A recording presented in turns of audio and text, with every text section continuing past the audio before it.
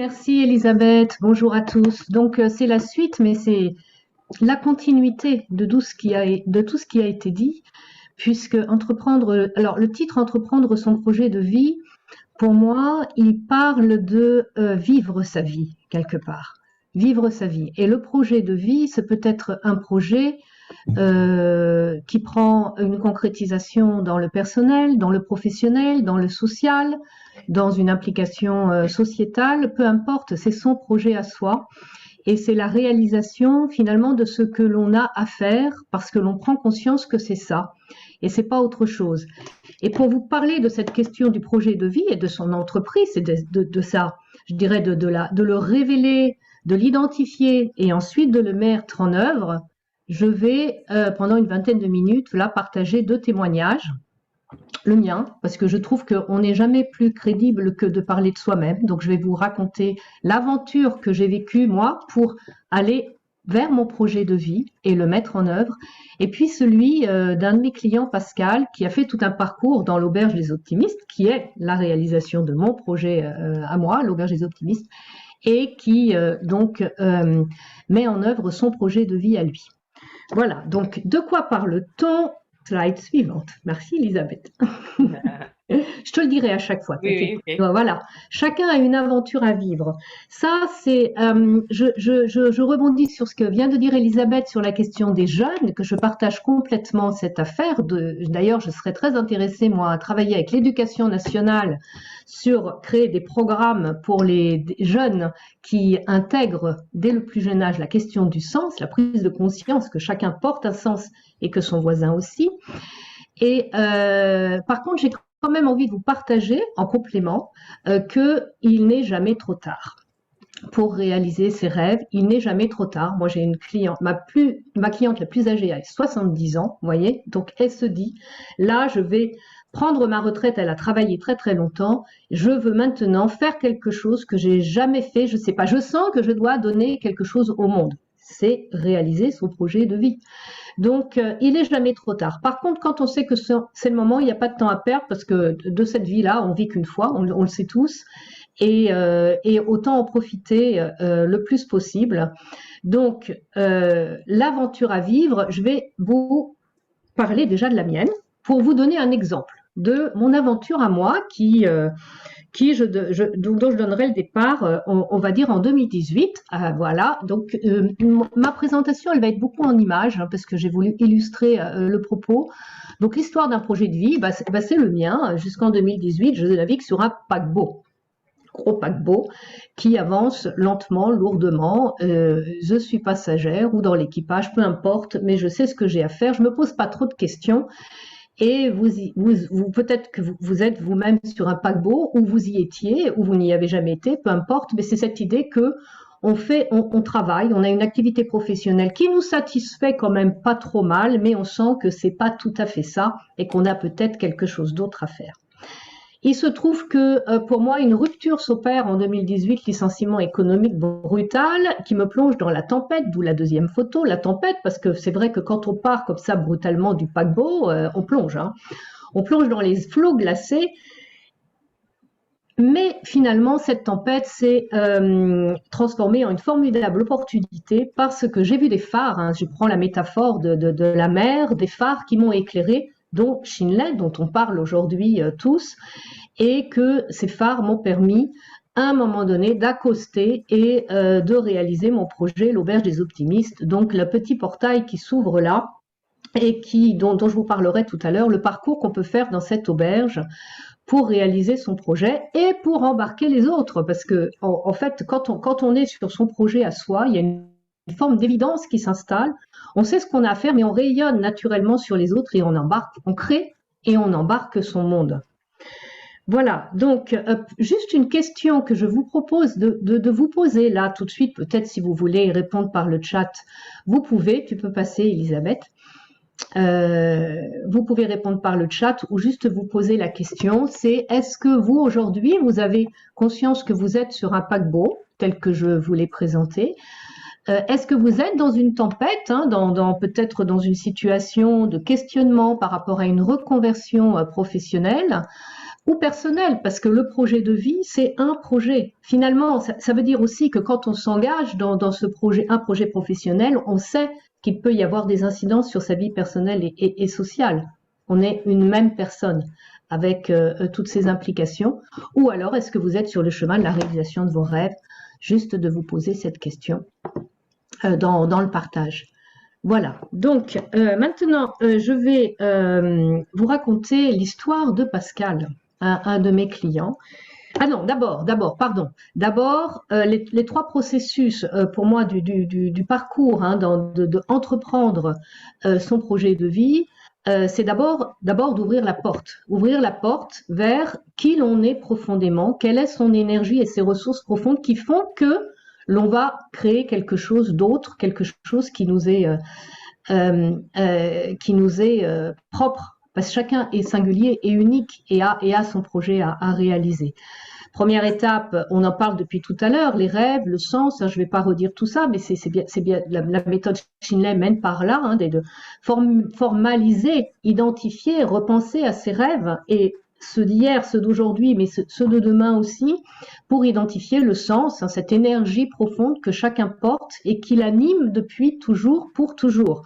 Tout ce qui est intéressant, j'ajoute, c'est que quand on a identifié cette sens au travers d'une phrase dans l'approche Shinley, on prend conscience que c'est cette question-là qui nous a animés depuis toujours et qu'on peut regarder du coup son histoire autrement et parfois transcender des difficultés qui s'avèrent devenir des forces. Voilà. Et que cette phrase va nous accompagner pour la réalisation de notre projet. Ensuite, c'est les mots. Donc, Elisabeth parlait de l'écriture. Il y a les mots émotionnels et positifs qui nous caractérisent et qu'on identifie et qui permettent finalement de parler de soi autrement. Alors, j'ai mis un pitch parce que j'ai un atelier sur le pitch dans mon auberge que j'intitule le pitch émotionnel, qui fait qu'effectivement, quand on connaît ces mots et qu'on a conscience de toute l'émotion que portent ces mots, on peut parler à un recruteur, à un chasseur de tête, à un banquier, avec une émotion en utilisant ces mots et en partageant l'émotion que l'on porte. Et ça a un effet quand même assez différent de raconter son CV ou ses compétences, son expertise. On embarque l'autre, peut-être même parfois sans qu'il s'en rende compte, parce qu'on partage cette énergie que l'on porte. Et puis, pour aller plus loin dans le projet de vie, il y a de comprendre quel est le message que l'on porte et que l'on veut transmettre au monde, aux autres et au monde. Qu'est-ce que l'on a soi, que l'on veut transposer dans son projet, qu'il soit professionnel, personnel ou social, et que l'on va donc transmettre au monde. Et prendre là véritablement ta place. Voilà. Donc maintenant, je raconte l'histoire du parcours de Pascal. Alors en images, l'exemple c'est en images, c'est des images que j'ai voulu vous mettre, qui sont sur mon site internet. Alors, derrière le portail que vous avez vu tout à l'heure, on entre dans cette auberge des optimistes et là, on découvre, on peut toucher du doigt une nouvelle conscience d'être soi. Bruno parlait de l'être tout à l'heure. Être soi, c'est toucher une énergie profonde qui fait qu'on prend une place dans le monde, mais on peut changer beaucoup de choses autour de soi, parce qu'on est aussi dans un espace de paix. Donc, il touche du doigt cette nouvelle conscience au travers d'ateliers que j'anime, qui durent 2 heures à une journée, et qui, au travers des rêves, du sens, des comportements, de la rencontre, permettent de toucher ça. Ensuite, il continue son parcours et slide suivante. Oups, voilà, entrer dans le plaisir d'être soi. Alors cette phrase, le plaisir d'être soi, finalement c'est le concept de l'auberge des optimistes. Quand vous avez ouvert la porte, vous entrez dans le plaisir d'être soi, c'est avoir conscience que l'on est à sa place, on prend bien sa place et c'est juste du plaisir parce que tout se passe comme une évidence. Voilà, on touche à une évidence. Donc pardon pour la faute, entrer dans le plaisir d'être soi, c'est participer là à des propositions un peu plus longues qui peuvent aller jusqu'à 1 journée, 2 jours, en collectif ou de l'accompagnement individuel pour toucher ça, ce plaisir d'être soi en profondeur. Et puis, on va un petit peu plus loin, donc j'utilise ma métaphore hein, dans l'auberge où je dis que là, vous consommez, on va dire, un menu dégustation, mais si vous voulez aller vers le menu gastronomique, on va sur la slide suivante et on prend sa vie en main.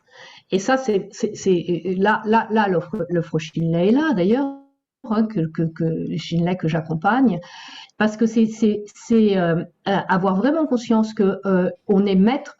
Elisabeth disait artiste de sa vie tout à l'heure, c'est ça.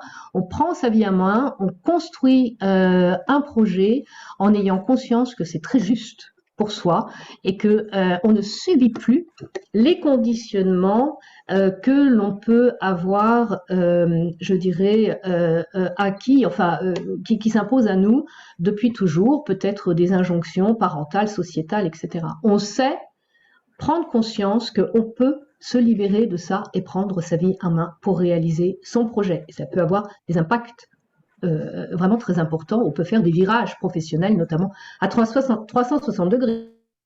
Enfin, en tout cas, moi, ça a été mon cas.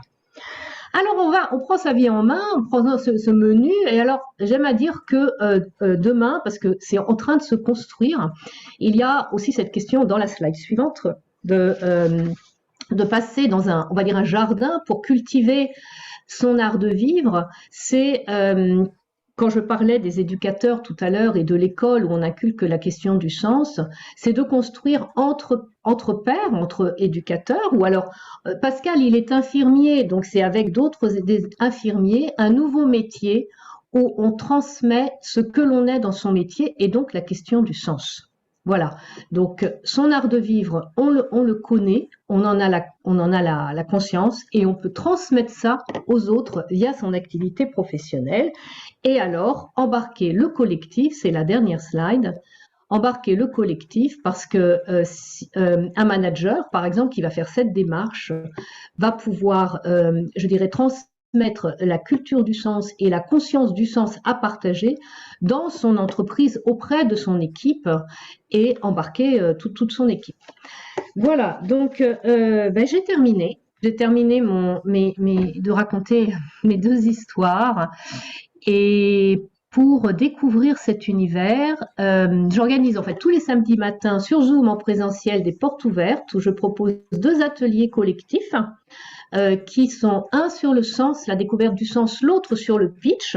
Vous pouvez vous inscrire, ils sont suivis d'un rendez-vous individuel si vous le souhaitez pour parler de votre problématique. Et ces portes ouvertes sont offertes, donc inscription gratuite, mais obligatoire pour avoir le lien Zoom qui va bien. Voilà, donc je pense que vous aurez ça dans les documents après si ça vous intéresse. Maintenant, peut-être vous avez des questions. On va mettre le lien dans le chat. Il y a des questions. Ah, dans le chat, je vais voir. Ah oui, j'avais pas fait attention. Alors, comment avoir le lien de ces portes ouvertes? Je crois qu'Elisabeth les... ah non, peut-être pas. Il n'y a pas le lien des portes ouvertes. Non, il n'y a pas le lien des portes ouvertes. Alors, il y a un Google Form pour s'inscrire aux portes ouvertes qui est dans ma signature. Donc, ce que je vous propose, Pascal, c'est de m'écrire un petit mail pour me le demander, puis je vous l'enverrai, tout simplement.